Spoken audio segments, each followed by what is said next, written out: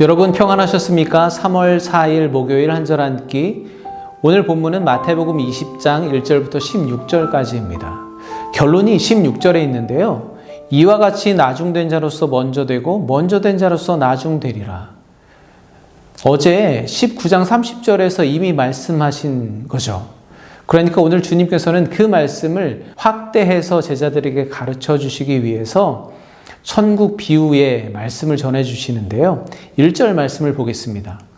천국은 마치 품꾼을 얻어 포도원에 들여보내려고 이른 아침에 나간 집주인과 같으니, 천국은 마치 품꾼을 고용하는 포도원 주인과 같다고 말씀하시죠. 그는 이른 아침부터 품꾼들에게 품삯으로 한 데나리온씩 주기로 약속하고 그들을 포도원으로 들여보냅니다. 그 후에도 여러 차례 장터로 나가서 품꾼들을 들여보내죠. 이제 날이 저물어서 품삯을 지불할 때가 되었는데, 주인은 맨 나중에 온 사람부터 시작해서 처음에 온 사람까지 동일한 품삯을 지불합니다. 그랬더니 아침부터 먼저 와서 일했던 사람들이 주인에게 원망을 하죠. 마지막에 온 사람들은 겨우 1시간밖에 일을 하는 둥 마는 둥 했는데 왜 종일토록 힘들게 일한 우리와 같은 품값을 주냐는 것입니다. 여러분, 이 상황을 어떻게 보시나요? 먼저 온 사람들이 이렇게 주인에게 불평과 원망을 갖는 게 이해되시나요? 저는 이해가 될 것 같습니다. 제가 만약에 아침 6시부터 종일토록 일했던 품꾼이었다면 아마 저도 원망까지는 아닐지라도 불평과 불만은 있었을 것 같습니다. 왜냐하면 포도원 주인은 가장 나중에 들어온 사람들에게 먼저 품삯을 주는데요. 아마 그들은 품삯을 받고서도 깜짝 놀랐을 것입니다. 내가 1시간밖에 일하지 않았는데 하루 일당을 받았으니까 그렇죠. 그런데 반대로 먼저 온 사람들의 입장은 전혀 달랐을 것입니다. 마지막에 1시간 들어와서 하는 둥 마는 둥 일했던 사람들이 한 데나리온을 받았으니까, 나는 온종일토록 일했으니까 더 받을 수 있겠구나 기대했을 텐데, 주인은 그들의 기대를 완전히 무너뜨리고 일한 시간과는 아무 상관없이 동일하게 한 데나리온씩 지불한 것입니다. 아침 일찍부터 나와서 태양볕 가운데 수고하며 일했던 그 사람들에게는 불공평한 처사가 아닌가요? 어떻게 똑같이 일하지 않았는데 똑같은 임금을, 품삯을 받을 수가 있겠습니까? 당연히 불공평하다고 생각할 수 있습니다. 저는 이해가 됩니다. 그들의 불만에 대해서 포도원 주인이 이렇게 말합니다. 13절과 14절을 우리말 성경으로 읽어드리겠습니다. 여복의 친구, 나는 자네에게 잘못한 것이 없네. 처음에 한 데나리온을 받기로 약속하지 않았나? 그러니 자네 일당이나 받아가게. 나중에 온 일꾼들에게 똑같이 주는 것이 내 뜻이네. 맞습니다. 주인은 처음에 약속한 대로 품값을 제대로 주었으니까 아무 문제가 될 것이 없습니다. 할 말이 없는 거죠. 그런데 참 이상하죠. 아무 문제가 없는데 왜 이렇게 손해보는 느낌이 들까요? 저는 당사자가 아닌데도 참 억울한 느낌이 듭니다.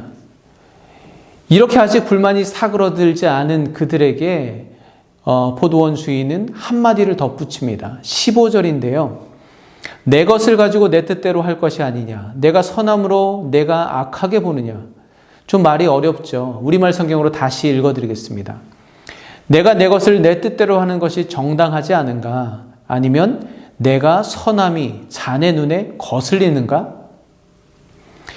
일한 시간에 상관없이 모든 품꾼에게 한 데나리온씩 준 일은 악한 처사가 아니라 도리어 선을 행한 것입니다. 품삯을 결정하는 것은 오직 전적으로 주인의 권한입니다. 그리고 약속한 대로 지불을 했는데 그것을 정당하지 않다고 말할 수가 없는 것이죠. 여러분, 그런데 이들은 왜 계속 주인에게 원망하고 있는 걸까요? 잘 따져보면 품꾼들은 주인이 품삯을 덜 주었기 때문이 아닙니다. 약속을 지키지 않았기 때문이 아닙니다. 나보다 늦게 온 사람들에게 똑같은 품삯을 주었기 때문에 불만이 생긴 것입니다. 주인이 악하기 때문이 아니라 주인이 선하기 때문입니다.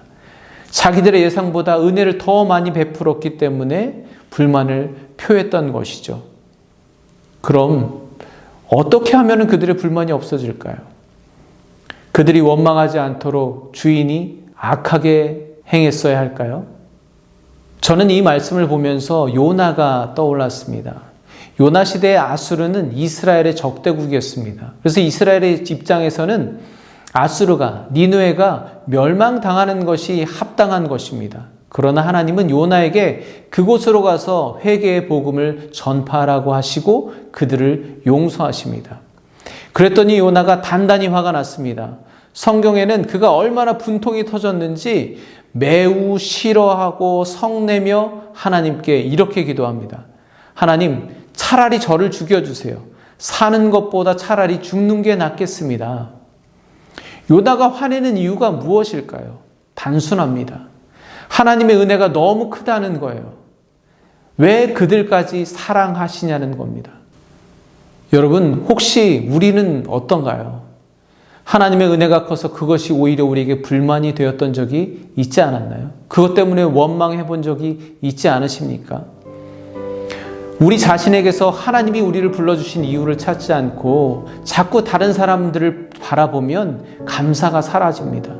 우리 생각대로 하나님이 복을 주시지 않고 내가 원하는 방식대로 하나님께서 은혜를 주시지 않으면 그것이 은혜가 아니라 이제는 불평과 원망으로 변질되게 되는 것입니다.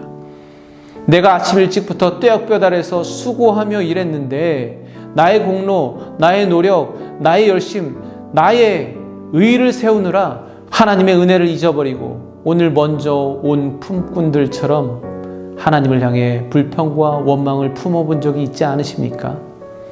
여러분, 기억하십시오. 하나님의 은혜 앞에 우리의 공로, 우리의 노력이 설 자리가 없습니다. 하나님의 은혜는 나의 생각, 고정관념, 계획, 상식을 초월합니다.